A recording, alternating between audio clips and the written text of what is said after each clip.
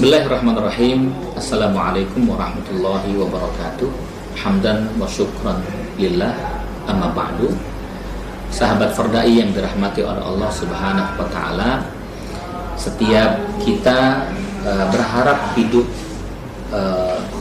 tidak ada halangan, tidak ada rintangan, tidak ada kendala. Nah, biasanya hidup yang tanpa kendala, rintangan itu ya walaupun ada riak-riak sedikit lah, ya kesulitan sebagainya. Orang tua kita menyebutnya namanya berkah. Dan emak baba kita nih, kalau orang Betawi bilang, betul?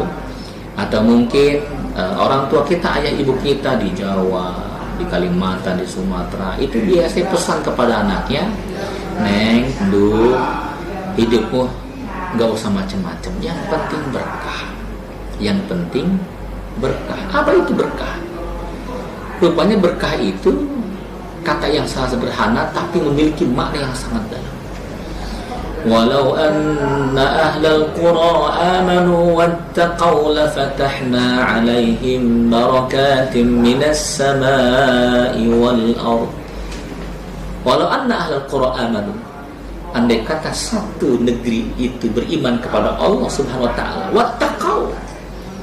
wattaqaw dan menjalankan ketaatan yang paripurna kepada Allah Subhanahu wa taala, la fatahna, Allah buka tuh barakatim minas sama, keberkahan yang sangat luas di muka bumi ini. Maka saya menghimbau kepada teman-teman sahabat dai, fardai yang dirahmati oleh Allah Subhanahu wa taala untuk memaksimalkan mendapatkan berkah rezeki Allah Subhanahu wa taala dengan cara apa? Perhatikan. Yang pertama adalah jauhkan kemaksiatan. Karena maksiat yang kita lakukan akan menutup pintu-pintu rezeki kita. Ya, sesungguhnya yang menutup pintu-pintu rezeki kehidupan kita adalah kemaksiatan kita kepada Allah. Jujur. Karena bentuk rezeki bukan hanya masalah fulus. Yang namanya rezeki itu bukan masalah uang. Yang namanya rezeki itu bukan masalah qasidahan. Ya dana. Mohon maaf ini ya. Tapi yang namanya rezeki itu adalah anak yang saleh, kemudahan dalam kesulitan itu, ya kesembuhan dari penyakit itu adalah keberkahan. Maka kita berharap kita mendapatkan berkah tersebut, masya Allah.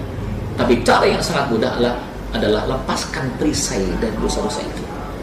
Semakin Anda melepaskan perisai dosa-dosa itu, maka semakin banyak bertabur berkah.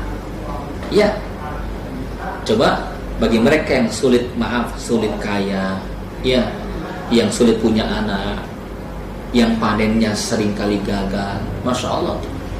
Surat Nuh ayat 10 sampai 14. Coba kita bayangkan, ada orang pengen kaya, ada orang pengen anak, sederhana saja. Letakkan logika kita. Apa yang kita lakukan? Surat Nuh ayat 10. Anistaghfiru rabbakum innahu kana ghaffara. Perbanyaklah istighfar. Ya. Yursilis sama alaikum darar, Allah turunkan hujan, Allah mudahkan engkau anak, Allah mudahkan rezeki-rezekimu. Maka ketika Anda ingin mendapatkan keberkahan, yang pertama jauhkan dari dosa. Yang kedua, ketika Anda ingin mendapatkan berkah, hati-hati jangan durhaka kepada kedua orang tua. Ketika Anda sudah melukai hati ini, melukai hati ayah, maka di sana pintu berkah itu ditutup oleh Allah Subhanahu wa taala. Tapi sebaliknya, ketika seorang hamba, mohon maaf, memuliakan orang tuanya, tidak menyakiti hati ibunya, maka Allah buka pintu-pintu keberkahan. Terakhir saya ingin bercerita, ada kisah di Saudi Arabia. Adik dan kakak, masya Allah, rumahnya ngontrak. Ia punya ibu yang sudah buta, mohon maaf, tidak buta, ya, karena kena glukoma, samar-samar melihat itu. Masya Allah, tinggal di gubuk yang kecil. Si kakak kerja sebagai karyawan, office boy, si adik kerja sebagai supir taksi. Jadi mengumpulkan uang, terus ingin membelikan rumah untuk ibunya supaya nggak ngontrak lagi. Uang itu bereal-real, ratusan real terkumpul, alhamdulillah sudah sampai di angka 1 miliar rupiah, kira-kira seperti itu. Dikumpulkan, diikat dengan tali karet, ya, lalu diletakkan di bawah ranjangnya. Ketika siang hari, dua anaknya tidak ada, ibunya bebenah rapi-rapi. Subhanallah, luar biasa. Ketika sang ibu menggeser tuh kasur, Masya Allah, ibunya mendapatkan ada benda yang bergulung-gulung. Ibunya mengatakan, ya wailah, celaka nih anak, Masya Allah, nih kelewatan amat nih anak, ya Allah, masih suka main monopoli juga. Rupanya si ibu menganggap uang itu adalah uang monopoli. Gara-gara monopoli inilah, uang monopoli dia meninggalkan sholat, ya Allah. Lalu bagaimana? Itu lembaran-lembaran benda gepokan itu, Masya Allah, dibakar oleh ibunya. Luar biasa. Subhanallah. Sang anak datang tuh adeknya, Mama, ada apa nih, kok ada asap? Nih, ulah kamu tuh. Kenapa uang monopoli masih kamu pakai juga? Masih kamu simpen juga? Gara-gara itu kamu meninggalkan sholat. Masya Allah, hatinya menjerit. Kakaknya datang, ada apa adek? Dibisikkan ke telinganya, Mama membakar uang kita. Apa kata sang kakak? Jangan ngomong, jangan bilang kalau itu adalah uang kita. Jangan. Ibu sudah capek merawat kita, ibu sudah banyak sedihnya, sudah tinggalkan, biar. Bismillah, minta maaf sama ibu. Masya Allah, uang sudah hampir 1 miliar raib dibakar oleh ibu tercinta.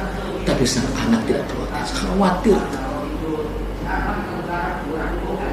hati ibu terluka, khawatir sedih hati, merangkul mesra kakak dengan adiknya. Maka subhanallah, tahun berikutnya sang kakak yang kerja di office boy mendapatkan reward penghargaan karena menjadi karyawan teladan dan mendapatkan hadiah rumah beserta isinya. Subhanallah. Ikhwatal iman yang berkah itu tidak harus dengan uang. Berkah itu ketika Anda memuliakan ibu tercinta. Jangan pernah berhenti mendoakan ibu. Jangan pernah berhenti memuliakan ibu tercinta.